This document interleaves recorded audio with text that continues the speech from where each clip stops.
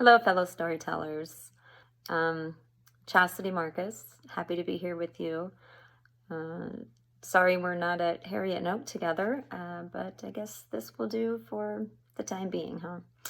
Um, I know that the verb actually blurred for this month for submissions to be able to do this, but um, I actually went off of the word blur very much so, more than I normally do. So I just had a little more fun with it, and I just kind of wanted to keep things just a little bit lighter these days. And so, because I can tend to get a little heavy.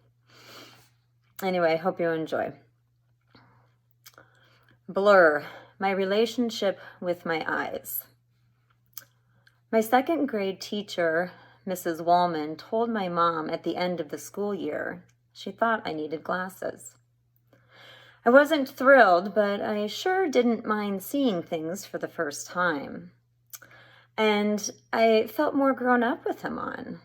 Despite sliding down my nose all summer, I grew to love my new eyes.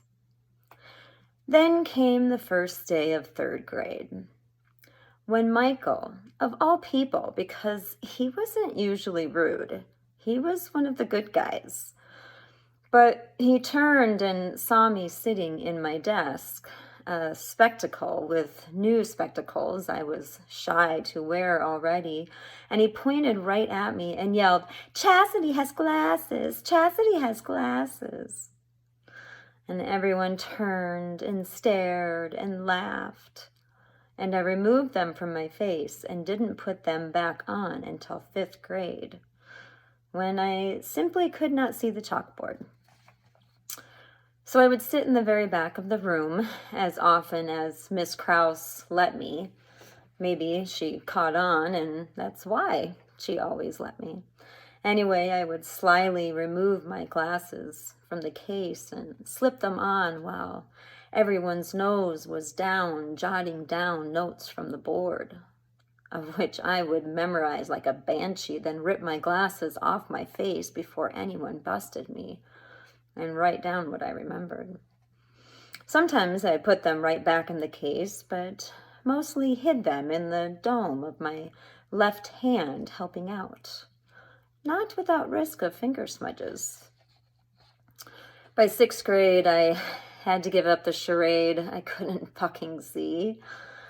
It was dumb to deny it, so you know what I did? I went out and got myself some of those bent rim frames. You remember those from the 80s where the bows start low, then they wind up higher to go around your ear? And why do I feel like the lenses were octagon shaped? A rainy track meet day in seventh grade said goodbye to those sexy beasts, and because my mother went through the same torment during her childhood, except she had to wear her pointy black frames, or maybe she just listened to her parents, or liked seeing. Anyway, she heard my pleas and saved me with my first set of contacts. Mine were soft, thank goodness, after watching my mom battle with her hard contacts for years. Soft brought their own learning tricks, and that I did, and often took advantage, leaving them in overnight, way too many nights, mostly in college, also high school weekends. My eyes were always an issue. I couldn't see without help, but I took advantage of contacts and molded my eyes to a permasaur that could barely withstand sunlight, even with sunglasses. They had become so sensitive, they teared almost always, or itched. My eyeballs itched a lot. When I was maybe 11 or 12, I would sleepwalk several nights a week.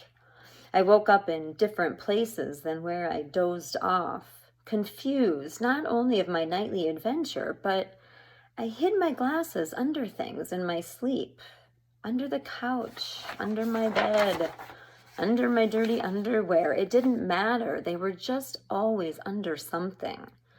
Hence, I had to find them in a blurry setting. family helped occasionally, and those were the funny finds, like in the fridge, or on a shelf in a random closet, or in the bathtub. Hey, you just never knew where they would end up. Like a game of hide and seek every morning, but like any game, it got old. Thankfully, I grew out of that, and now I wonder if it was the same time as getting my first contacts. My plea for new eyes, I guess.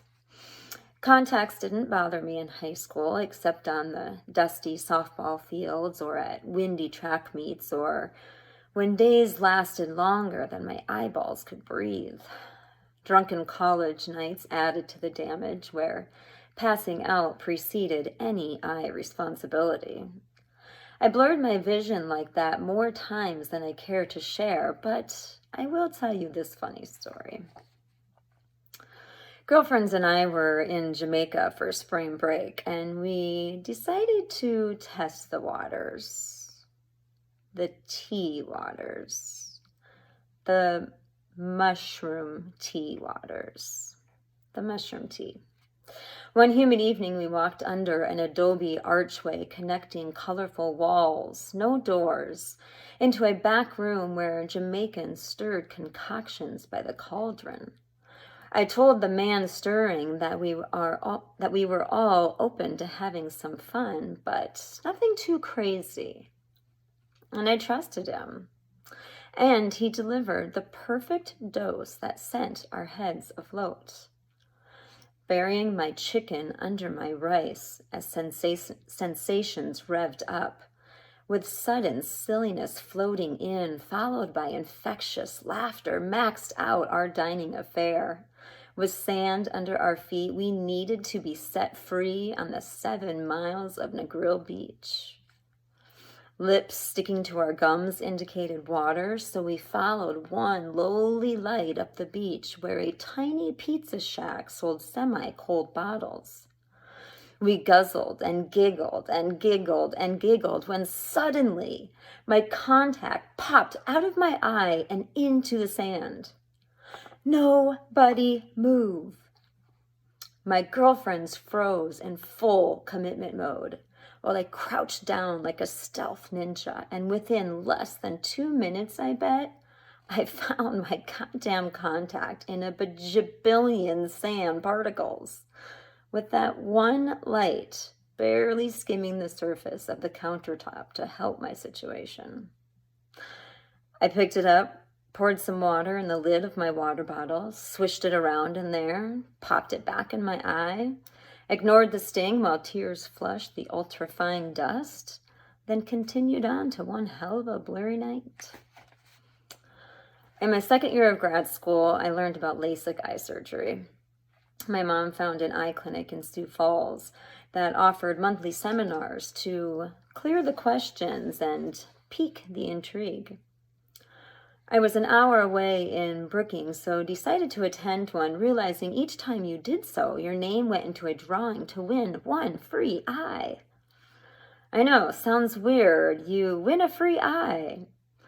Well, that free eye meant $3,500 I had none of. And so to come up with twice that amount wasn't an option. I had to win that free eye.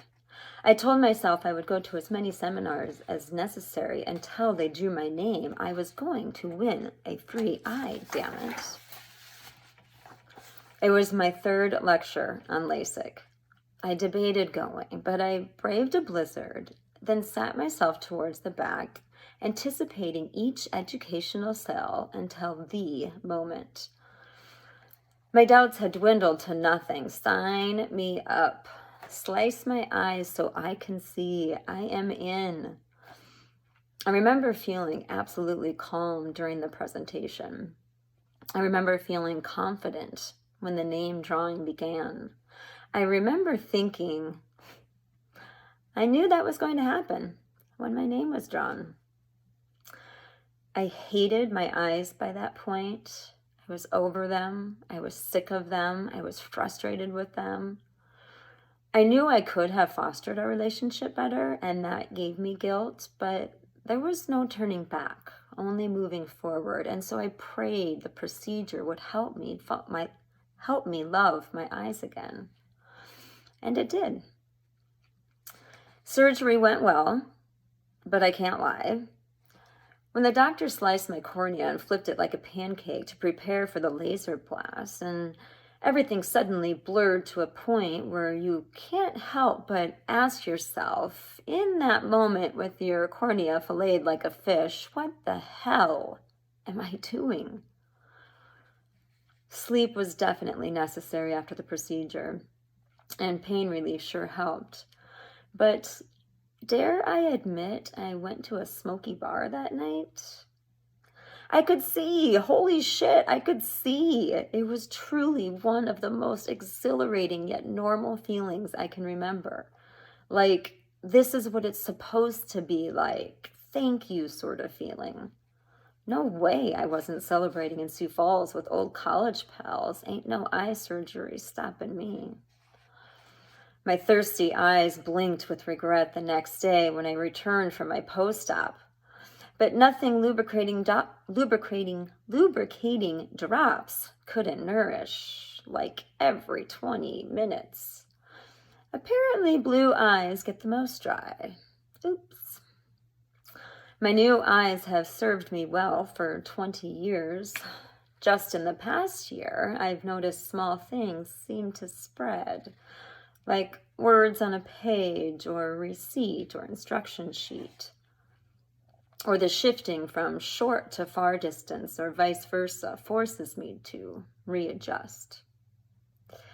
And speaking of readjusting, the year 2020 is asking us humans to refocus, forcing us to turn the lens inward, to refract from all the riffraff, and to remember, life doesn't have to be a hurry. It's short enough. Thank you.